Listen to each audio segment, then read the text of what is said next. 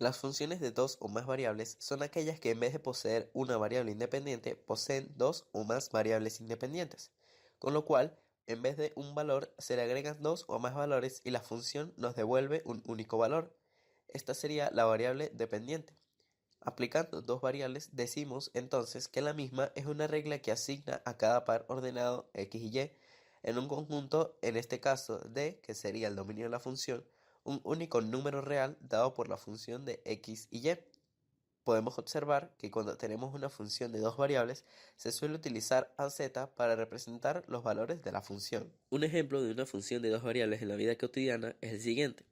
Supongamos que en una fábrica de pastas producen pastas de tipo espagueti y de tipo macarrón, y el costo para producir un kilo de pastas de espagueti es de $15 y el de macarrón es de $24.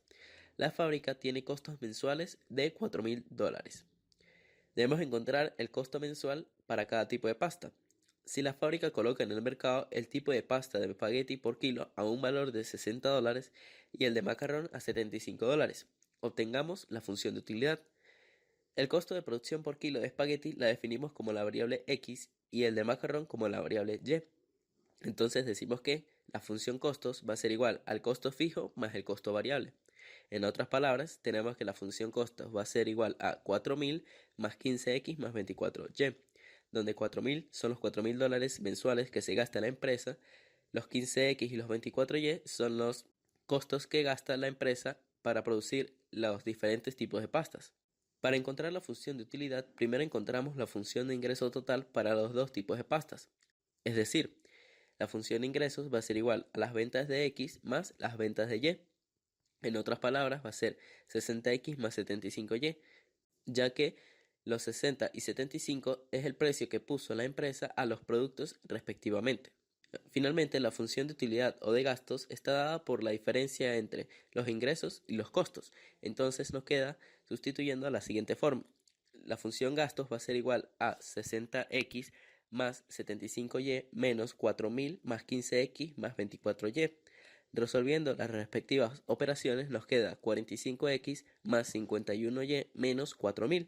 Teniendo en cuenta la definición de funciones de varias variables, se puede decir que las x, es decir, 15, 60 y 15, y las y, es decir, 24, 75 y 51, son el dominio de la función y los rangos son los costos que tiene la empresa, es decir, 4.000. Otro ejemplo de una función de dos variables es el siguiente. Bien sabemos que el área de un cuadrado es determinado por el producto entre la base y la altura, es decir, la siguiente ecuación. El área va a ser igual a la base por la altura, en donde la base y la altura son las variables independientes y el área es la variable dependiente. Por ejemplo, si tenemos un cuadrado de 4 centímetros de base y 4 centímetros de altura, multiplicamos dichos valores respectivamente y como resultado nos dará 16 centímetros cuadrados, es decir, que el área valdría dicho valor. Potencia eléctrica. La potencia eléctrica es la relación de paso de energía de un flujo por unidad de tiempo, es decir, la cantidad de energía entregada o absorbida por un elemento en un tiempo determinado. Por ejemplo, cuando hablamos de potencia de una lámpara, se habla de la cantidad de luz que emite y a su vez, si se habla de un radiador eléctrico, hablamos de su capacidad para dar calor. La función de la potencia es P igual a V por I, donde P es potencia y su unidad es watts, V es velocidad y su unidad es voltio, e I es corriente y su unidad es ampere. Fuerza magnética o ley de Lorentz. La ley de Lorentz es la fuerza ejercida por el campo electromagnético que recibe una partícula cargada o una corriente eléctrica. La ecuación o la función de la fuerza magnética es F igual a Q por V por el producto cruz de B, donde F es fuerza, Q es carga, V es velocidad y B es el campo magnético. Y el dominio para la potencia eléctrica y la ley de Lorentz son todos los pares ordenados pertenecientes a los reales en R2. Cantidad de moles en una sustancia. Un mol es una unidad de medida que nos permite medir sustancias que contienen un número de partículas fundamentales igual al número de Avogadro, es decir, un mol de cualquier compuesto contiene siempre una cantidad de 6,02 por 10 a la 23 cosas. Los moles pueden ser muchas cosas. En el caso de que la sustancia sea una molécula, como por ejemplo el agua, un mol representaría 6,02 por 10 a la 23 moléculas de agua. En el caso de que sean electrones, un mol representaría 6,02 por 10 a la 23 electrones, y así para cualquier otro tipo de sustancia. Para calcular el número de moles de una sustancia se realiza mediante la siguiente función, donde esta es una función de dos variables y depende de la masa y el peso molecular. Velocidad de un cuerpo en caída libre. La caída libre es el movimiento de un cuerpo bajo la acción exclusiva de un campo gravitatorio, es decir, es cuando desde cierta altura se deja caer un cuerpo para permitir que la fuerza de la gravedad actúe sobre él, en donde la velocidad inicial es cero, ya que parte del reposo. Existen diversas fórmulas en caída libre para calcular fenómenos sobre el objeto, como la velocidad y el tiempo, entre otras. La velocidad final viene dada por la siguiente función, donde g es la gravedad, la cual es una constante. T es el tiempo y v sub 0 es la velocidad inicial experimentada por el objeto al ser lanzado desde lo alto de algún lugar.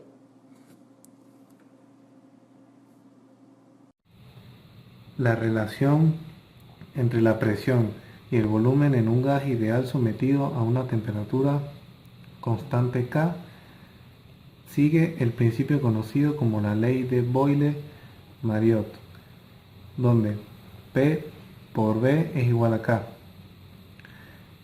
V es el volumen, P es la presión y K es la temperatura constante. En ambas funciones, la ley de Ohm y la ley de Boyle, tienen como dominio todos los reales pertenecientes a R2. La relación entre la intensidad de corriente y la resistencia eléctrica es una porción de circuito sometida a una diferencia potencial constante, conocida como la ley de Ohm, que es V es igual a I por R, donde I es la intensidad de corriente, R es la resistencia eléctrica y V es el diferencial de potencial. En la calculadora podemos apreciar la vista en el eje, en el plano XY, y la vista en el plano YZ. Volumen de un cono. Tenemos que el volumen de un cono es volumen es igual a 1/3 por pi por r cuadrado por h. R es el radio de la base del cono, que sería un círculo, como tenemos aquí, y h es la altura del cono.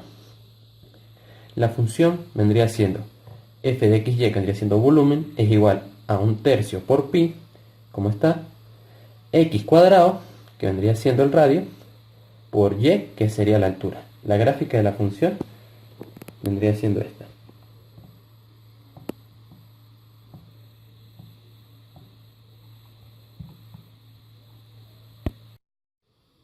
Volumen de una pirámide de base cuadrada. Tenemos que el volumen es igual al área de la base de la pirámide por la altura entre 3. AB es el área de la pirámide. H es la altura de la pirámide. AB es el área de la pirámide, que en este caso es un cuadrado, que sería L por L. La función vendría siendo f de xy, que sería volumen, es igual a x, que sería AB, y y, que sería la altura, entre 3. Como se muestra, la gráfica de la función vendría siendo esta.